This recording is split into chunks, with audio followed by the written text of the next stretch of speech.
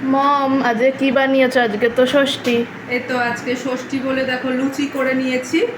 আমাদের তো জানো আজকে নিরামিষ খেতে হয়, তো ভাত তো আমাদের বাড়িতে অত বেশি কেউ ভালোবাসে না, তো লুচি করেছি। এখানে দেখো একটা সবজি দিয়ে নিরামিষ তরকারি, ঝাল ঝাল করে আলুর দমটাও নিরামিষ করেই করা আমাদের হয়েছে। কতদিন নিরামিষ খেতে হবে? এই তো ষষ্ঠীর দিনও লুচি খেতে হবে, তারপরে অষ্টমীর দিনও লুচি খেতে হবে। এ নাও টমেটোর চাটনি, একদম লাল লাল টমেটোর চাটনি। আর এখানে দিয়েছি হচ্ছে রসগোল্লা মিষ্টিতে, আর দিলাম এই যে সীতাভোগ। বাবা, এত আমি দেখেছো? খাবো কি করে? কত সুন্দর থালা সাজিয়ে দিয়েছি। ষষ্ঠীতে নিরামিষ খেতেই দেখো ভালো লাগবে কিন্তু, তাই না? মাছ মাংস তো রোজই খাওয়া হয়। হ্যাঁ, তো দেখো কেমন হয়েছে, খাও একটু খেয়ে দেখো। দেখছি।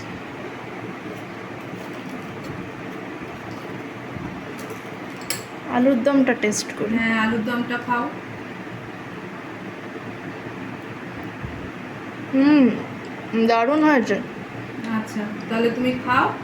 আর এরপর তো ঠাকুর দেখতে যাবে তো। হ্যাঁ। হ্যাঁ, সবাই বন্ধুরা ঠাকুর দেখতে যাচ্ছে, তুমিও ঠাকুর দেখতে যাও।